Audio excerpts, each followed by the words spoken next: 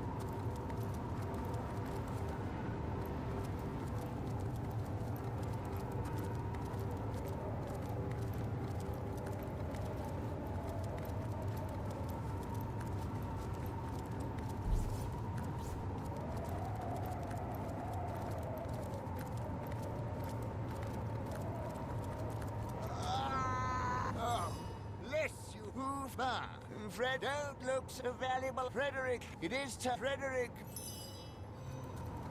At last, it is.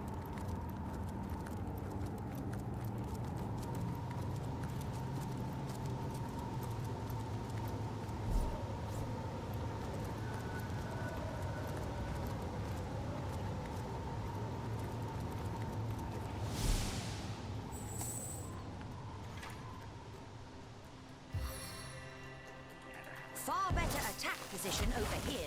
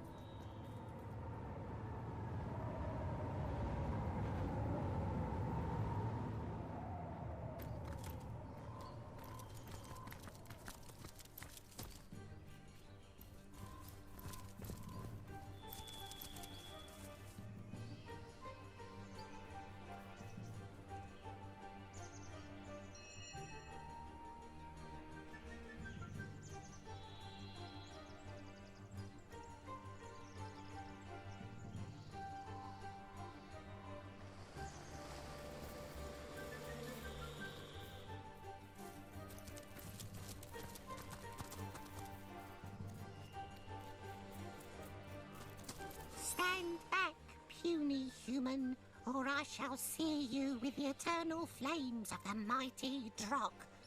Fear the wind of my wings. Quiver before the might of my razored talons. Blasphemy! Do your imperfect eyes fail to recognize my true nature? A rabbit I may be without, but a dragon I remain within. Even an eternal creature of legend and myth needs a vacation from the limelight now and then. Sometimes it does one good to hop about among the clover without one's every waking moment remembered in song and story. Begone, weakling!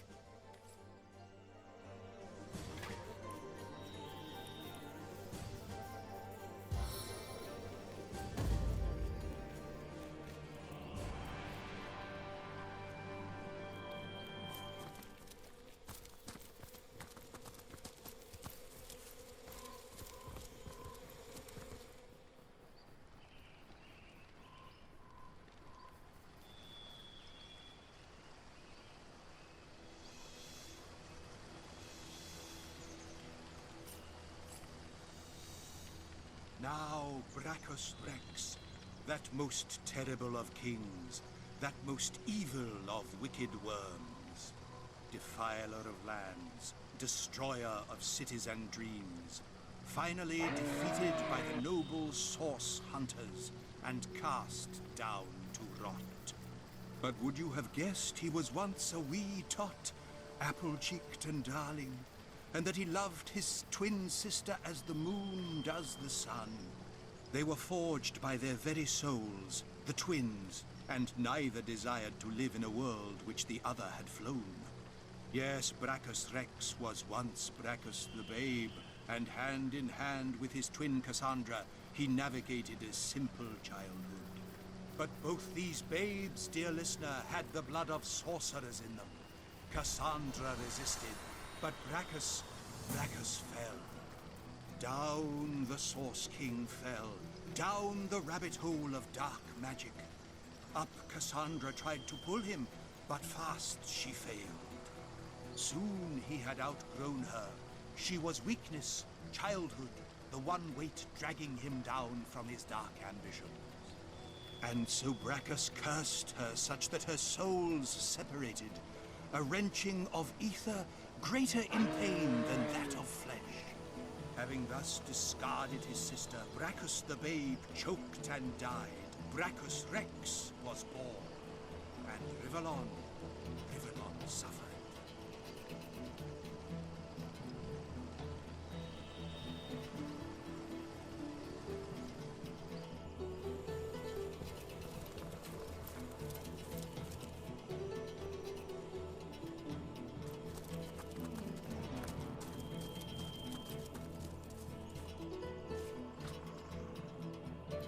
My heels are really dragging here!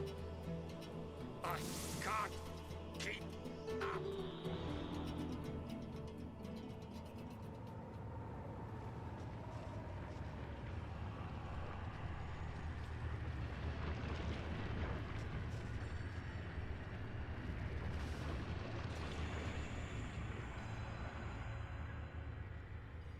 Gadasha the Bountiful be praised that we have made it out of that hell-sent sandstorm.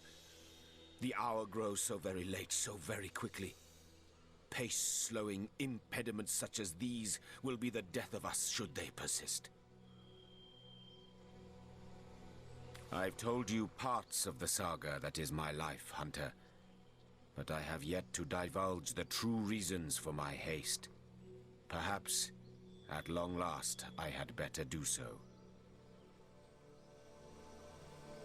By all means, if you're in the mood for such a dark tale.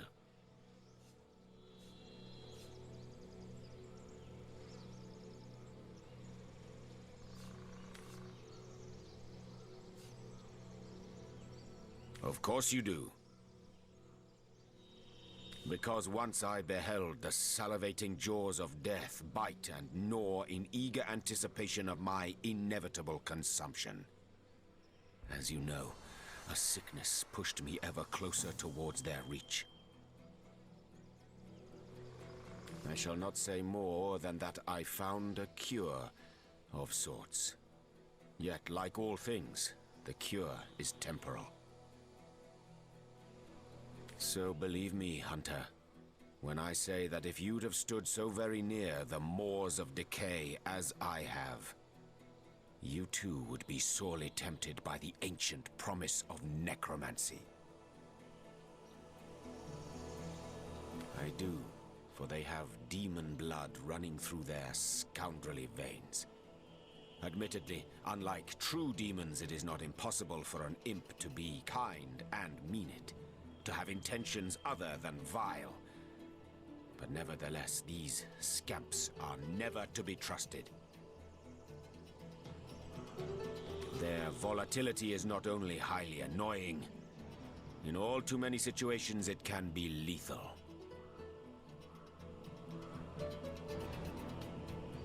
Oh, it doesn't just happen around here, it happens everywhere.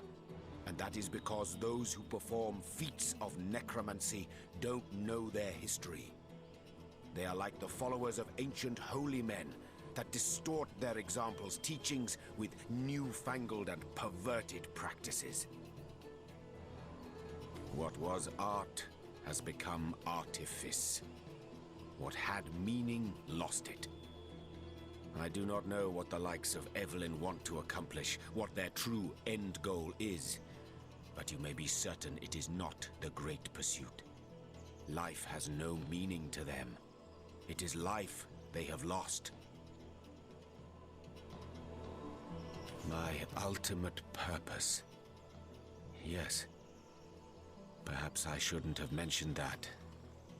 Not yet. Suffice to say that I do not live like others do. I do not live for happiness, for the joys these earthly hours may bestow. My existence is the hunt, and through that hunt I may just find deliverance. Soon I must confront my purpose, or perish.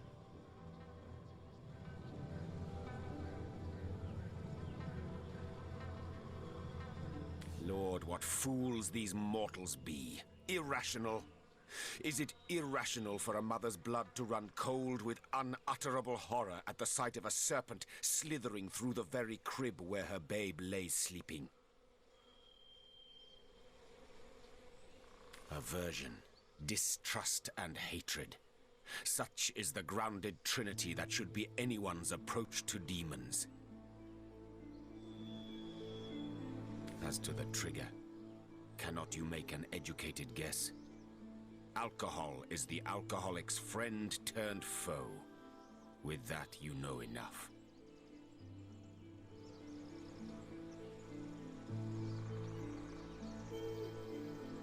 I am not from any place anymore. I go where my quest leads me.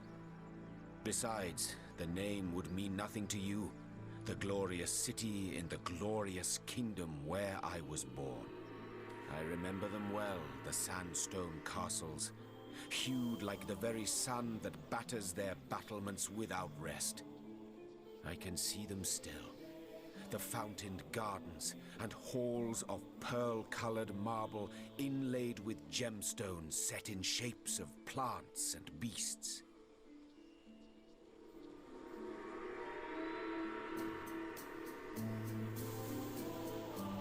Yes, I can see them still. Though when I try to focus on their details, like mirages, they dissolve upon approach. Time. It frays the foundations of memory. For 1,000 reasons, and for one especial. The 1,000 obvious ones are list with pleasure. The special one, that is my secret to keep. 1.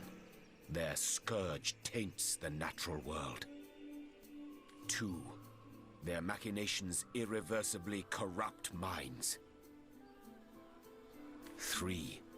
Their perversions seek to end all beauty.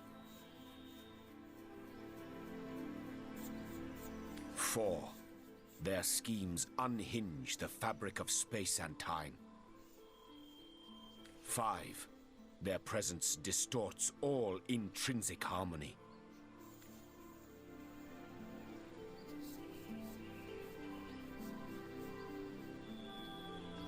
Hunter, I could find you cross-dressed under the spell of a dominant goblin, yet when next we'd meet there'd be no questions asked. I have my secrets. Undoubtedly, you have yours. They are ours to keep. I told you to forget! By bugger's claws, I told you. But no, I'll not be baited into pointless bickering. Your inquiry does me a discourtesy, even if that was not your intent. Let me therefore reiterate my most pressing request not to dwell on this matter. Should in due time our confidentiality grow, or circumstances demand the revelation of matters I'd otherwise keep concealed, I shall then confide in you. As it stands, due time has not yet come to pass. More prey awaits. Going nowhere slowly!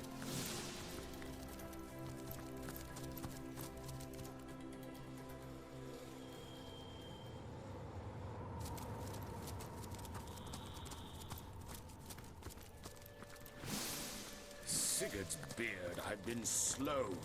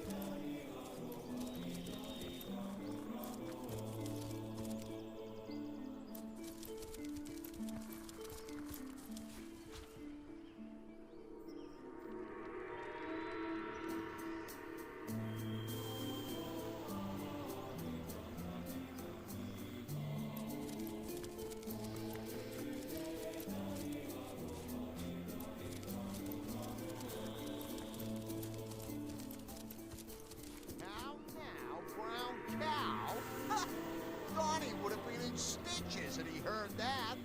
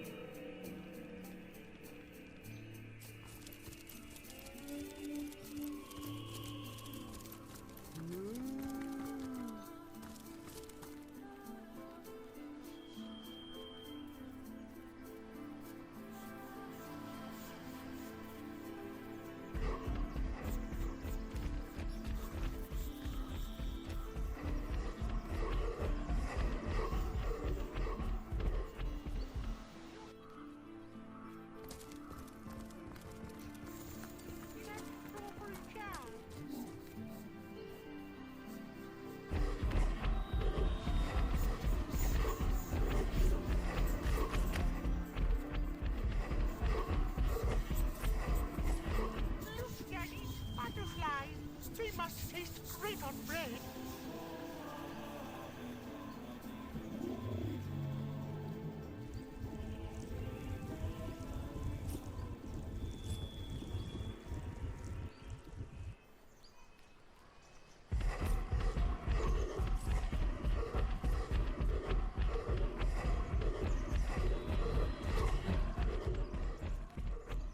What if we want to cross the bridge, Daddy?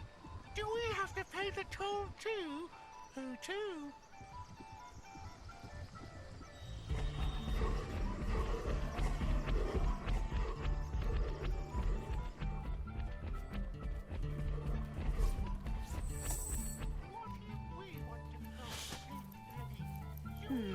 Seems like these trolls have been busy of late. They must be powerful indeed to overcome so many. Orcs and humans.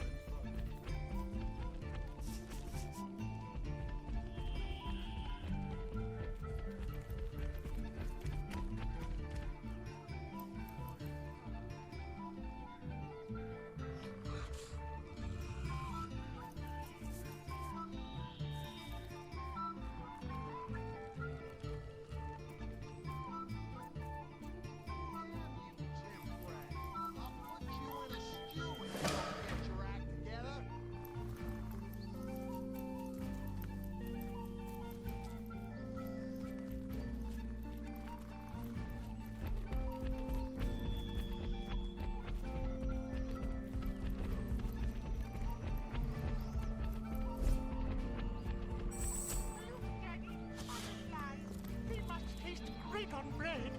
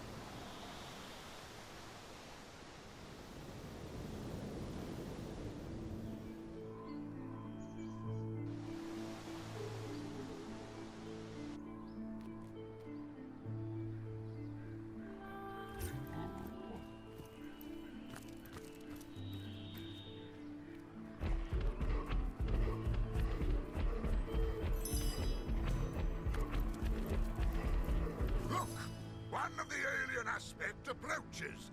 Go on, my boy. State the ancient demand. Toll troll.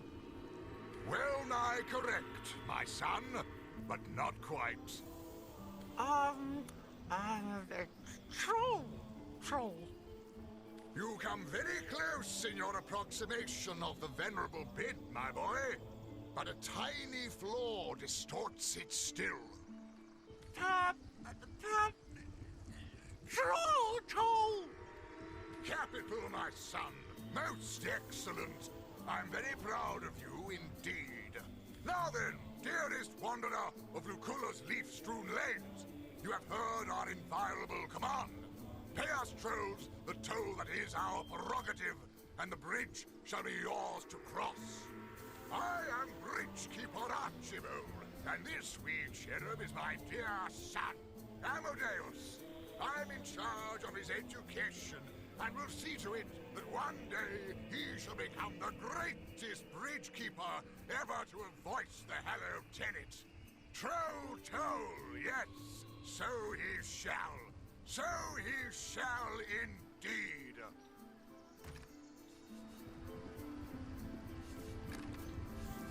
Ask them, and I shall answer. Those clubbed unfortunates over yonder, they did not pay the toll, traveler. And to be clubbed, I'm afraid, is the fate that indubitably befalls those who do not heed the infrangible doctrine that is troll toll. Because our king deems it equitable that we should do so. His word is law amongst us trolls, and by extension, anyone who travels through his lands, the woods of Lucura. They say only one of your kind has ever met him, and even that is but a rumor. Maradino is the name this exception went by. A sorcerer. Know you, so quit that grimace of eccentric character. I was told he had a lair upon Lucula's desert plain, but have never seen proof myself. All for the better, I believe.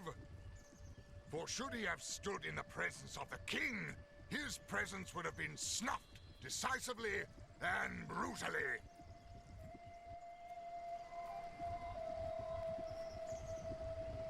Bang! With a bang indeed, Amadeus. Now then, my boy, please acquaint our aspirant bridge crosser with the quantity of the toll they must pay. The toll is 1,000,000 gold coins. Indeed it is not, Amadeus, as you very well know. Greed is a vice, my son. It is a vulture most vile that preys on virtue. Cast it from your soul and restate the pecuniary levy we desire with all your heart's honesty. 1,350 coins, please, traveler. 1,350 coins.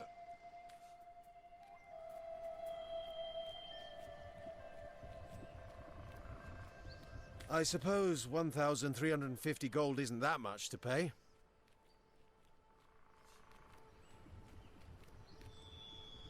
Like hell it isn't. We are not paying, and that's that. Pay up, or I let this troll go to town on you. Look, just follow my lead, and next time I'll follow yours.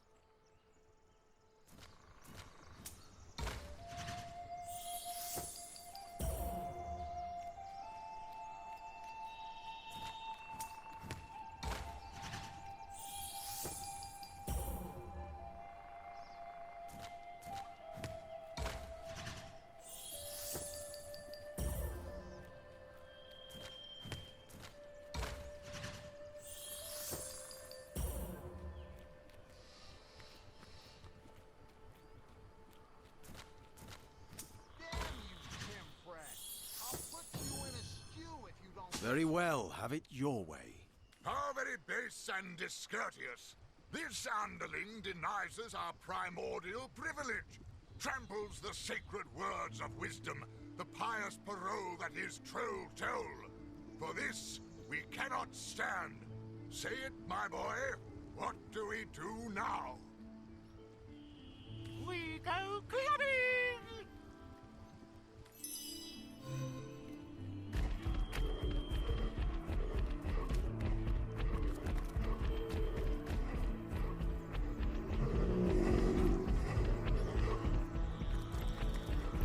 Look, Daddy, butterfly. They must be great on bread.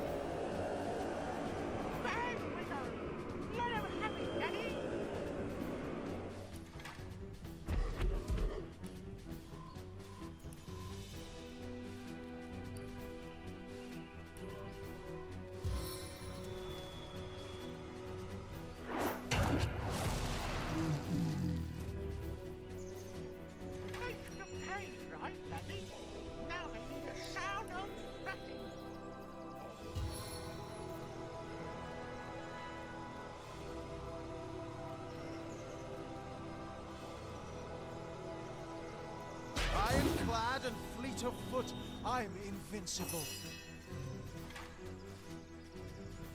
Club 'em, Daddy! Club 'em!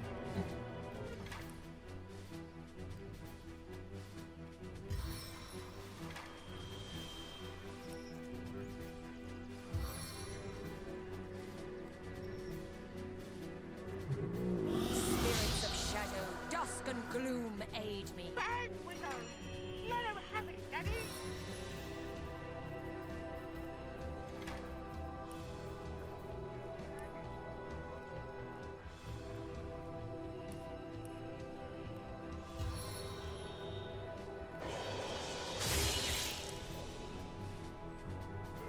They should have paid, right, Daddy? Now they need a sound old racket.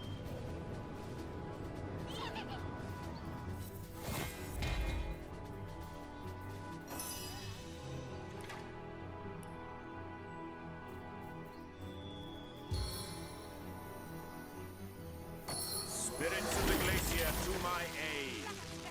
Club 'em!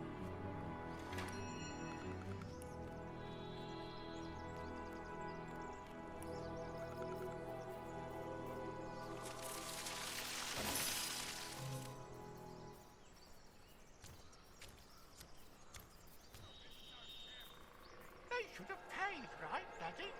Now they need a sound old thrashing.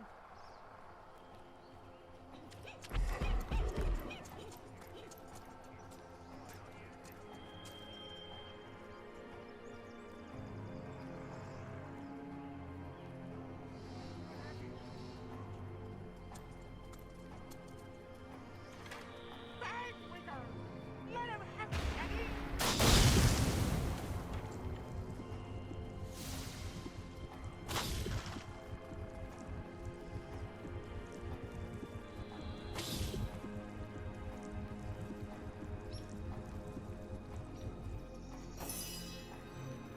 Bang, Widow! Let 'em have it, Daddy!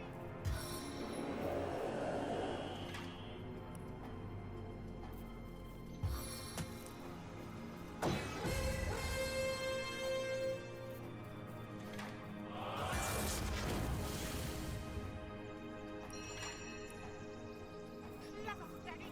Club 'em!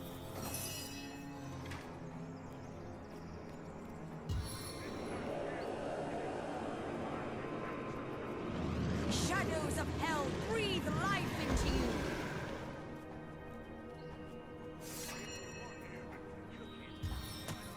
Bang, Widow!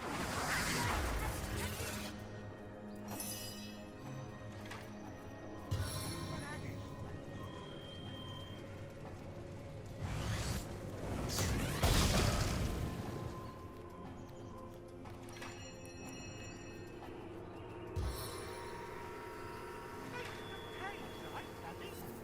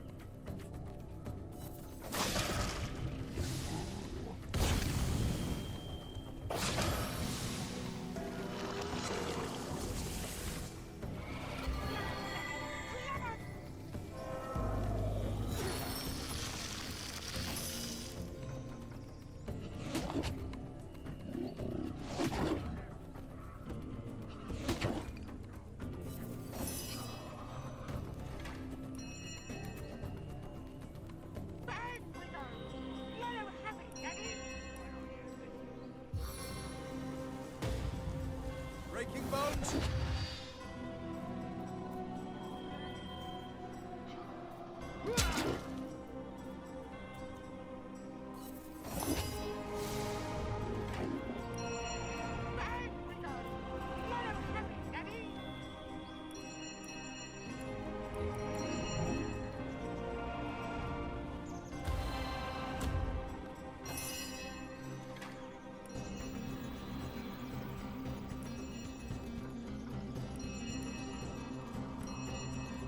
Back we go.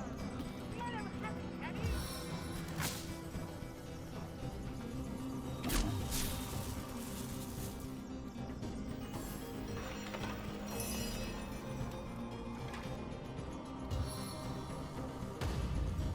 Paralysis hit! Back we go. Let him have it, Daddy.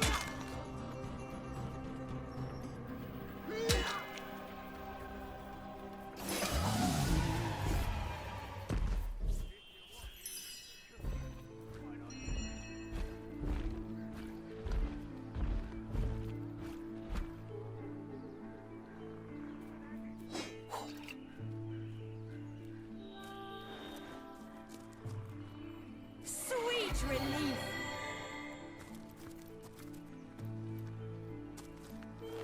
Wake up, Daddy.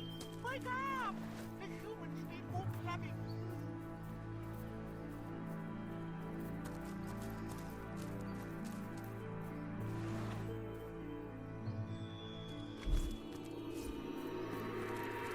The deer casts a fearful glance at you.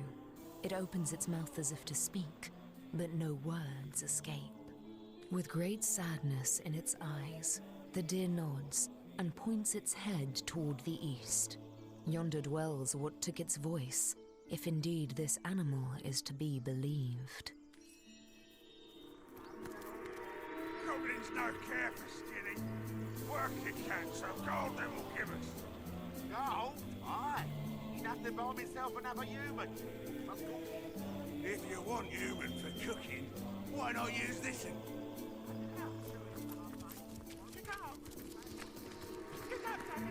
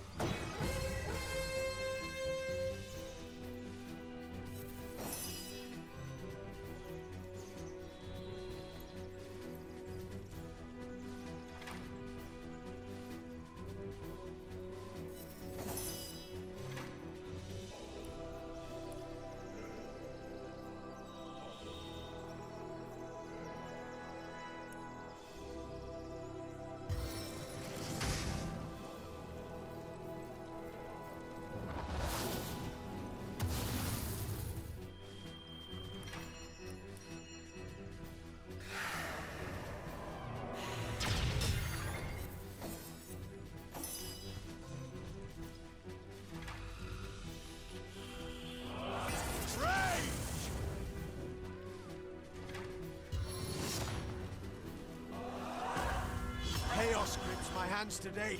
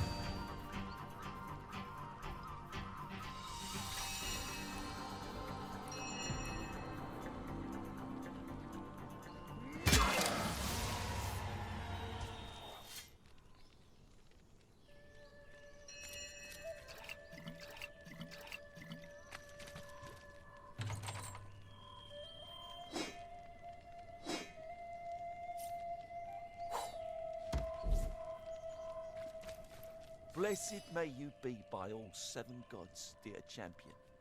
But for your timely intervention, I would have ended up in either an orcish cauldron or the goblin slave pen, whence these thugs were ordered to march me. I'm from Hunter's Edge, a hamlet to the east of here. Heed my advice and stay well away from that pitiable place, for no human may walk there freely anymore. The orcs came in the night, and we stood as much chance as chickens would, locked in a hen house with a pack of starving wolves. Not to mention that our champion Medora had already abandoned us. Those who escaped their initial frenzy, eluded their horrid hunger, were all enslaved. I myself was en route to be sold as a slave to the goblins, but those idiot orcs denied to pay a troll their eternal troll toll. Needless to say, a fight ensued. A fight that brute of a troll won with flying colours. We merry three were the only ones to escape the carnage and taking a bit of a breather, that is to say. The fight had made my orc guardians hungry once more. Had Pudgy Pete survived, it'd have been skinned and chopped by now. Regular devils, these orcs. Go ahead. The goblins have been the masters of Silverglen's mines for a while now. Took it by force. From what I hear, the erstwhile miners back in the village have no idea their brethren from Hunter's Edge are being forced to slave in their lost quarry. The more fool them. Ask me not why it has been the nucleus of such strife, for I haven't the foggiest. In truth, I don't intend to find out either. Thanks again for freeing me, dear champion. I'll make a dash for it to Seal, and hope the undead there have grown sluggish enough for me to slip by.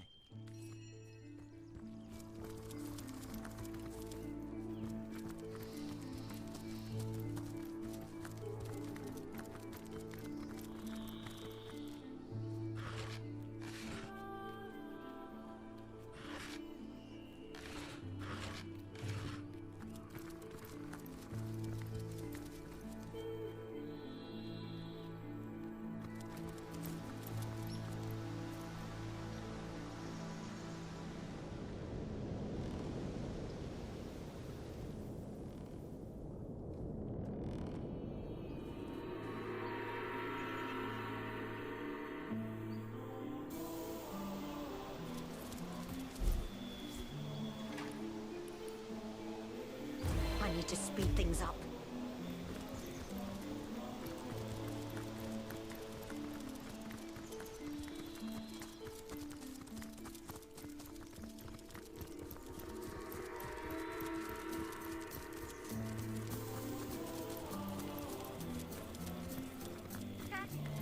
Stand up, Daddy! The mouse will get away! Do stand up!